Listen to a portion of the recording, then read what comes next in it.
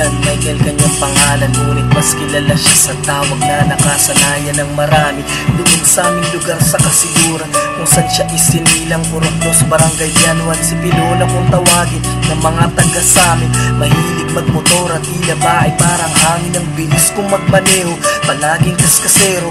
Animoy tila parang di gumagamit ng preno sa tuwing mahahawakan ng silinyador sa kanan.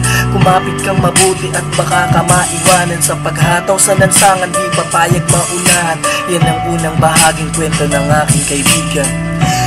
Hindi maglalaho, lagi kang itatago dito sa mga puso.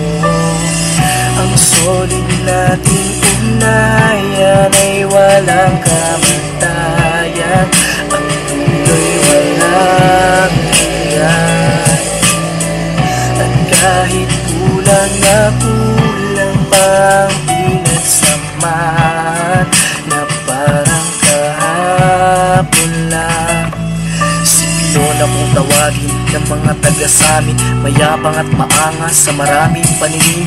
Astig siya kung pumorma, maapil daw at maboka, kaya naman minsan minalas ng mapagtriba ng mga tao na ang hilig lang ay may makorsunada.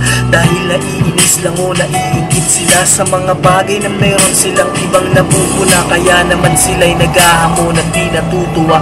Si Pilona kung tawagin ng mga taga samin, babaero at bulero sa maraming paningin, ngunit ganun pa man siguro nagawa rin niya magbago. Nahanap ang sarili at nagmahal ng totoo, hinusgahan man ang ilan at di pinagkatiwalaan. Kaming mga kaibigan ay mayroong patutunayan, patunay na hindi puro mali at kayabangan lamang ang meron sa kanya na di nyo nalalaman. Hindi maglalaho, lagi kang itatago dito sa mga puso.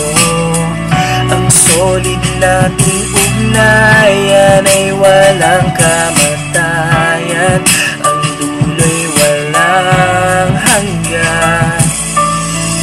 At kahit kulang na kulang pang pinagsamahan, na parang kahapon lang. Meron akong kaibigan, Pilo kanyang pangalan. Pakinggan at ilalahat kung nais nung malaman ang kwento ng isa sa mga solid na kaibigan. Ngayon ay isinulat at naisipa alam mga detalye na nakita ng maling mga mata, at ang isipan ay nabulag sa mga pangusga. Akala ng iba kaibigan ko'y walang pangarap, walang mararating at kulang lamang sa pansin. Pero ayos lang, hindi na to maiiwasan. Isipan ng iba hindi natin mahahawakan, ngunit bago pa matapos ang sinulat kong tula, nais ko lang magpasalamat sa maraming nagawa ng isang taong para sa amin ay marami ring pangarap, may kayang patunayan at hindi mapagpanggap. Salamat at naging bahagi ka ng aming buhay, sa bawat malasakit at pagdamay mo ng tunay. Malungkot mang isipin at mahirap tanggapin na hindi ka na pala namin muling makakapiling. Baunin mo lahat ng magagandang alaala, sa isip at sa puso ay di na mawawala, pagkat ang tulad mo ay di namin magagawang malimot. Kahit na tumanda at ang balat kumulubot, salamat dahil lagi mo kaming pinapatawa. Ito ang alaala na hindi mabubura, kaya naman mula ngayon itatatak na sa isipan. Pangalan mong Pilo, ibig sabihin kasiyahan. Lilipas din ang araw at lahat magwawakas, at doon muling magtatagpo ating mga landas.